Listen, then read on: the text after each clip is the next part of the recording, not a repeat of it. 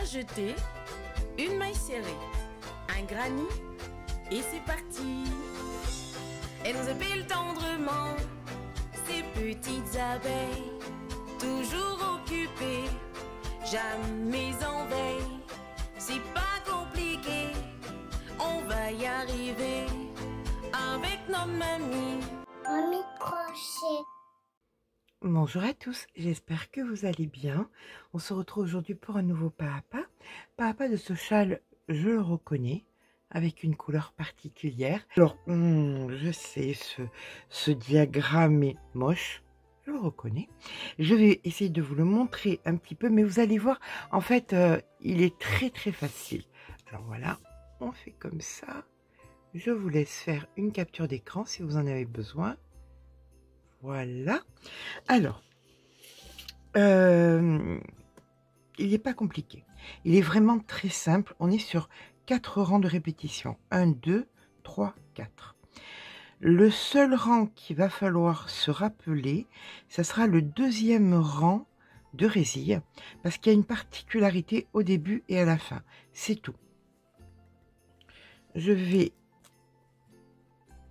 mettre un petit truc comme ça, là, parce que c'est la seule particularité qu'il va y avoir ici. Là, j'ai pas fini le dessin parce que c'était une répétition.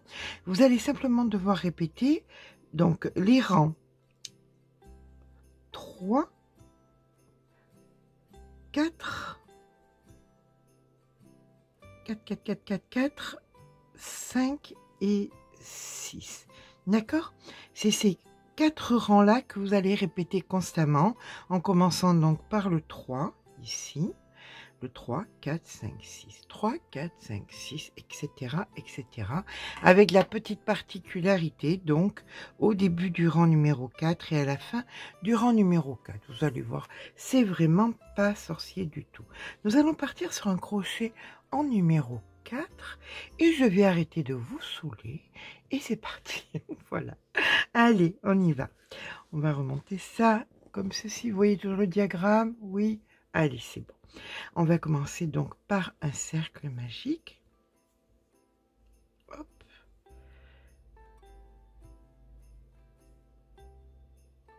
Et dans ce cercle magique, nous allons faire 3 mailles en l'air. 1, 2 et 3. On poursuit avec 2 brides à l'intérieur du cercle. Donc 1 et 2. Suivi de 2 mailles en l'air. Et maintenant, pour être symétrique, nous allons faire 3 brides dans le cercle. 1, 2 et 3. On va venir tirer, hop, comme ceci. Et vous savez quoi? Je vais respecter le travail de Sandrine en mettant son petit compte-tour. Voilà. Donc ça, c'était le rang numéro 1. Est-ce que vous le voyez? Ah, on va devoir faire un choix. Voilà, on va faire comme ça. Voilà, ça c'était le rang numéro 1, donc ici. Le rang numéro 2. 2. Voilà. Le rang numéro 2. Eh bien, tout simplement, ça va être des brides dans les brides. Et on va commencer donc notre rang par 1, 2, 3 mailles en l'air qui remplacent une bride. On tourne et on vient faire 2 brides supplémentaires dans la première. 1 et 2. Nous mettons à présent des brides dans chaque bride du rang précédent. Donc, il y en a 2, c'est pas compliqué. Ici, 1 et dans celle d'après, 2. Et nous ferons toujours la même chose dans l'espace central, c'est-à-dire une bride, 2 mailles en l'air et une bride. Voilà, ça sera immuable. D'accord? Là maintenant, nous avons nos 2 brides du rang précédent. Dans chacune d'elles, on vient mettre une bride, donc 1 et 2. Et pour être symétrique au départ, dans la troisième maille ici, nous faisons 3 brides. Donc 1, 2 et 3. Voilà notre rang numéro 2 qui est terminé. Nous allons entamer le rang numéro 3. Nous sommes sur le rang de répétition. D'accord? Donc notez bien ce qui va se passer parce que c'est le rang de répétition. Ok. Allez, rang numéro 3, ça va être le rang de résille. On va commencer donc sur la première bride du rang précédent en faisant 3 mailles en l'air équivalents à une bride. On tourne le travail et là on fait 2 brides dans la première. 1 et 2. Et là on va commencer les résilles. Les résilles, c'est une maille en l'air, on passe une maille, une bride. Une maille en l'air, on passe une maille, une bride. Alors c'est parti. Une maille en l'air, on passe une maille, on fait une bride. Une maille en l'air, on passe une maille, on fait une bride.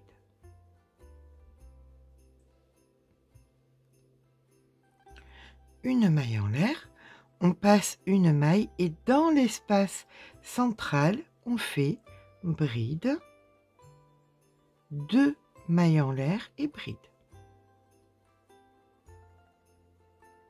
D'accord? Allez, c'est reparti. Donc ça, c'est notre bride. Une maille en l'air, on passe une maille, on fait une bride. Une maille en l'air, on passe une maille, on fait une bride.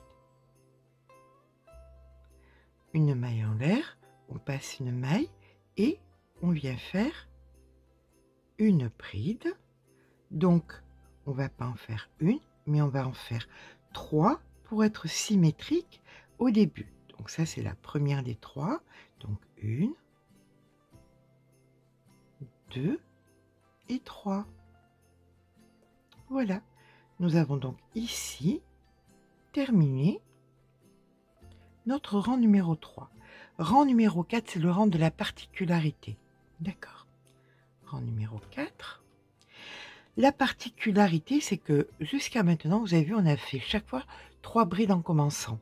Ou 3 mailles en l'air et une bride et 2 brides pour être équivalentes à 3 brides. Là, non. Là, on ne va pas faire comme ça. On va faire simplement 1, 2, 3 mailles en l'air. On tourne le travail et on ne fait qu'une seule bride. Et ça, vous le ferez chaque fois que dans vos 4 rangs de répétition, vous serez à votre deuxième rang de bride. Chaque fois, vous n'en ferez que 2. D'accord? Vous commencerez donc par 3 mailles en l'air.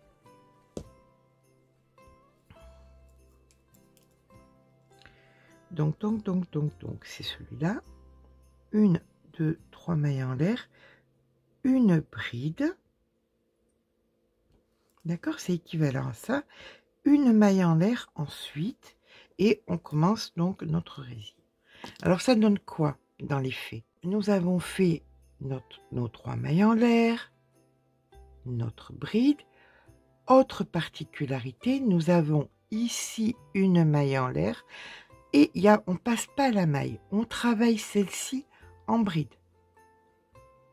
D'accord? Ça, c'est la particularité à retenir sur le rang numéro 4 en début et en fin de rang. Ok.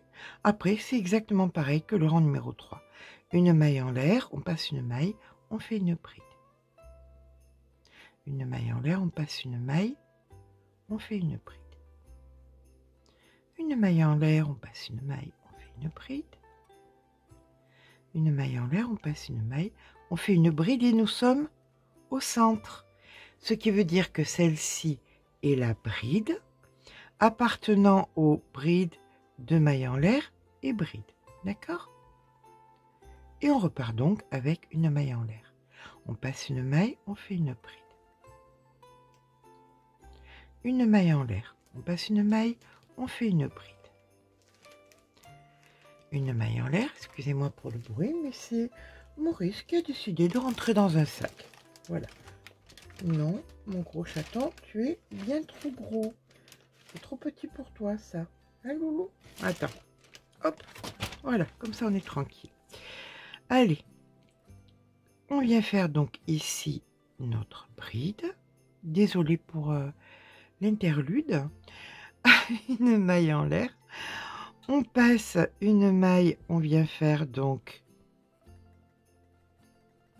une bride. Et ici, nous faisons une maille en l'air. Et dans la dernière maille, 2 brides. 1 et 2. Alors, si ça vous perturbe, mettez un marqueur en début et en fin de ce rang, de façon à ce que qui vous marque, qui vous dise « Oh, mince, deuxième rang de rési, c'est un peu particulier, il faut que je fasse différemment. » D'accord? Allez, ben là, écoutez, on part sur un rang de rési. Et là, c'est pas compliqué, on va faire 3 mailles en l'air. On tourne le travail, rang numéro 5. Rang de répétition, toujours pareil. On vient faire donc 2 brides dans la même maille. 1, 2. Et maintenant, on fait des brides sur chaque bride et des brides dans les espaces que nous avons créés. Bride sur chaque bride et bride dans les espaces que nous avons créés. Voilà. Et ce, bien écoutez, jusqu'au centre, on se retrouve au centre avec la bride. Alors, comme je vous disais, au centre avec la bride qui fait partie donc de la séquence bride, 2 mailles en l'air et bride. Et donc là, on repart. Une bride sur chaque bride, une bride dans chaque espace, une bride sur chaque bride, une bride dans chaque espace.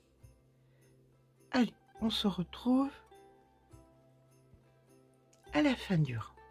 Et là, pour être symétrique au début de rang, nous allons faire dans la 3e maille ici 3 brides. Donc 1, 2 et 3. 1, 2, 3 mailles en l'air pour venir entamer le rang numéro 6 qui est encore un rang de répétition et qui est le dernier rang de répétition. Après ça, on repartira sur le rang numéro 3. D'accord? Ce rang est particulier, pourquoi? Eh bien parce que nous allons tourner. On va faire notre augmentation de début de rang, c'est-à-dire 2 brides supplémentaires dans la première maille, ce qui est équivalent à 3 brides. Et là maintenant, de partout où vous allez avoir des brides, vous allez venir les prendre par l'avant. Donc le 2e rang de brides immuable est un rang de brides prises par l'avant. On met le fil sur le crochet, on vient passer donc notre crochet derrière la bride, on récupère le fil et on fait une bride par l'avant. Et ça, vous le faites sur toutes les brides que vous rencontrez jusqu'au sommet du châle.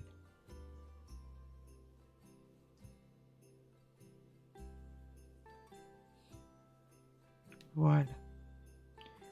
Allez, je vous retrouve au sommet du châle. À de suite. Lorsque toutes les brides du rang précédent ont été prises par l'avant, on vient donc dans l'espace central faire de façon immuable bride, 2 mailles en l'air et bride. Et là on repart en faisant toutes les brides du rang précédent par l'avant.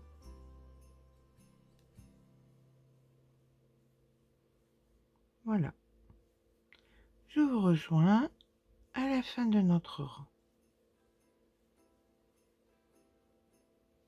C'est vraiment un projet hyper simple sur 4 rangs simplement et qui a un joli effet puisque là nous avons des résis, un relief, tout ce qui fait qu'un châle est simple mais qu'il a son petit côté un petit peu différent des autres. nous voici donc avec la dernière bride travaillée ici. Il nous reste les 3 mailles en l'air et là nous allons faire tout simplement dans la troisième l'augmentation, c'est-à-dire les 3 brides dans la dernière maille. Donc 1, 2 et 3. Ce qui permet au châle tout simplement d'avoir l'amplitude. Et bien voilà, vous avez terminé vos 4 rangs de répétition. Résille, résille, bride, bride par l'avant. On repart sur le rang numéro 3, les résilles. Donc on repart avec 1, 2, 3 mailles en l'air. On tourne le travail. Rang numéro 3, on vient faire 2 brides à l'intérieur de la première. 1, 2. Nous faisons donc une maille en l'air. On passe une maille, une bride. Une maille en l'air, on passe une maille, une bride. Une maille en l'air, on passe une maille, une bride. Et ainsi de suite jusqu'au sommet.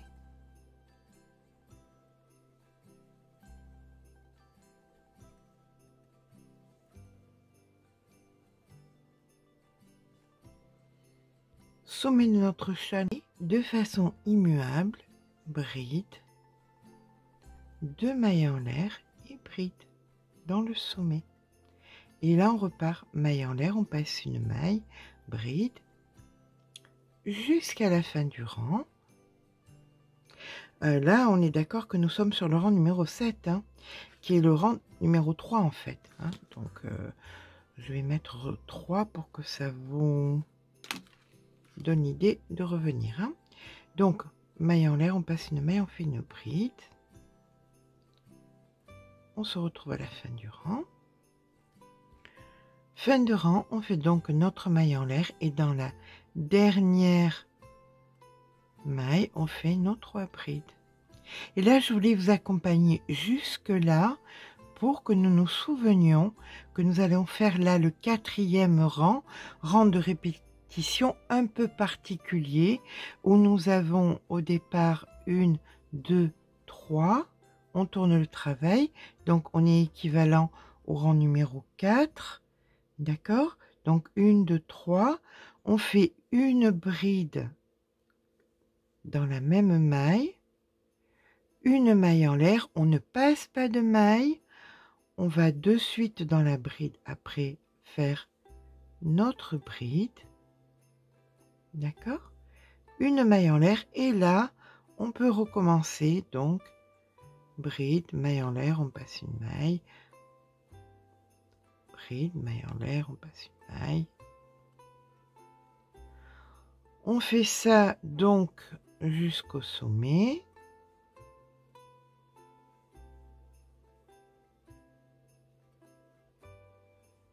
Quand nous arrivons au sommet, bride, 2 mailles en l'air et bride. On passe une maille, on fait une maille en l'air, on passe une maille, une bride, maille en l'air, on passe une maille, une bride, maille en l'air. Je vous retrouve en fin de rang. Et là, attention, particularité donc de ce rang, nous avons donc ici l'équivalent des 2 brides. Ici donc nous avons l'équivalent des 2 brides. Nous allons faire une bride sur la première, une maille en l'air et 2 brides et non pas 3 dans la dernière. Et voilà, on a passé la difficulté du 4e rang. Ok, voilà, bah écoutez, là maintenant je vais vous laisser faire. On part sur le rang de bride normal, ensuite ce sera le rang de bride prise par l'avant et ainsi de suite, répétant ainsi les rangs 3, 4, 5 et 6. Je vous retrouve quand le châle est fait.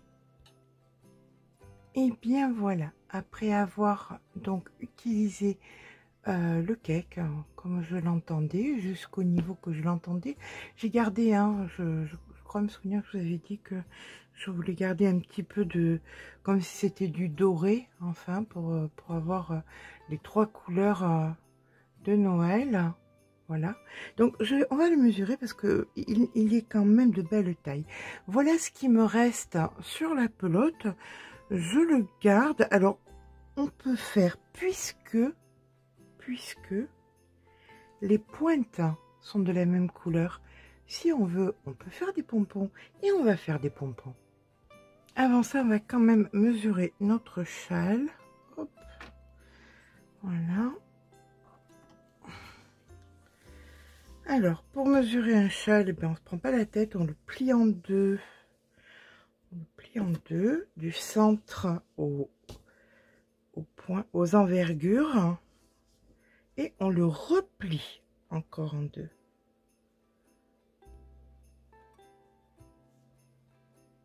Comme ceci.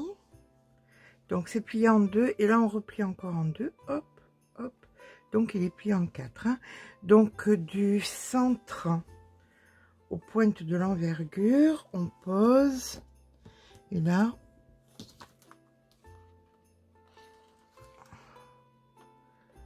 nous avons donc 43. Et ce 43, on doit le mesurer, le multiplier par 4.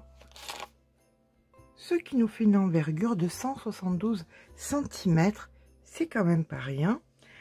Et ce, malgré qu'on a enlevé quand même pas mal du châle. Et là, ça, c'est tout simplement donc de la nuque en bas. Et nous avons.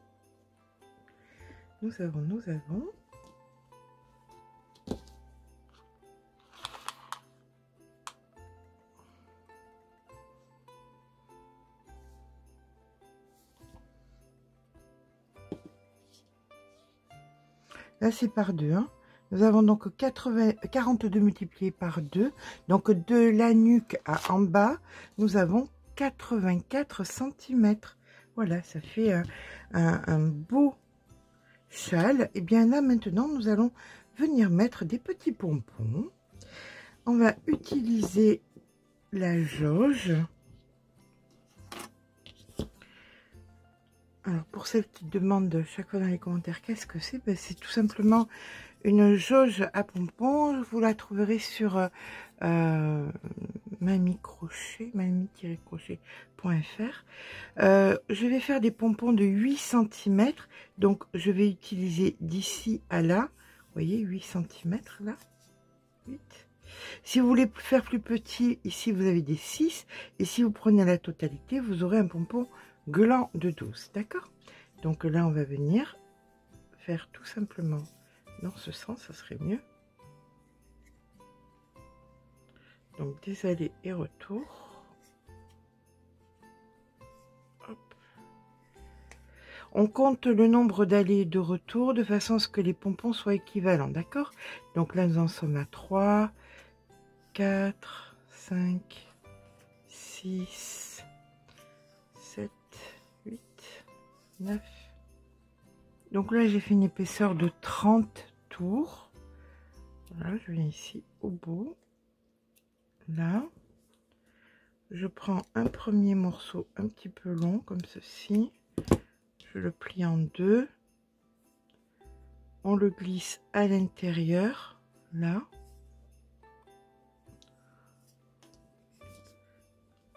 Il est plié en deux ici. On vient faire donc comme ceci. Cette partie, ça nous servira donc à attacher.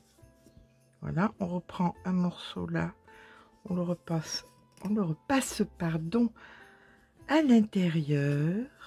Voilà, on remonte et là on vient attacher bien fort.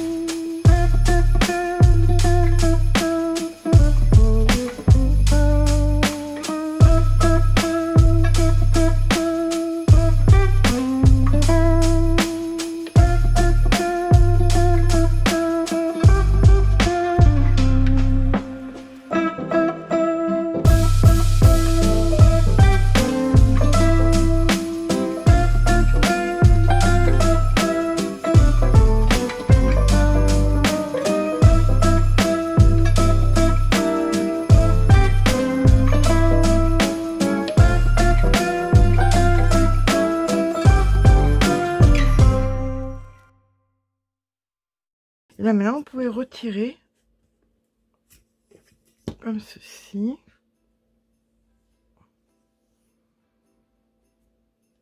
Alors, on commence par quoi? On commence par ici en bas. Hop. Là, ça c'est fait. Et là maintenant, cette partie-ci, alors lui, voilà. Nous avons ainsi notre pompon, d'accord? On en fait 3. On vient les mettre, alors dans le bon sens, dans le bon sens, on n'a pas spécialement besoin. En fait, on vient en bout. Donc, on vient bien les attacher de façon solide parce que ça va passer à la machine. On n'a pas envie d'avoir de mauvaises surprises. Comme ceci. Et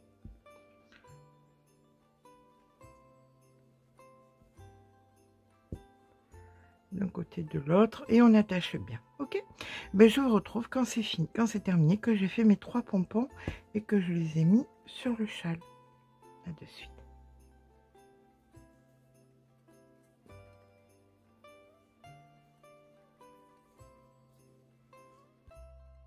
Et bien voilà, les pompons sont mis. Donc le châle est à présent terminé. Je suis toujours dans mon idée que ça me donne vraiment l'impression que c'est un châle de Noël. J'espère que ce petit pas à pas vous aura plu. Si c'est le cas, n'hésitez pas à laisser un petit pouce en l'air, bien parce que ça fait toujours plaisir. Mais surtout, abonnez-vous. Je vous fais de gros bisous et je vous dis à très vite.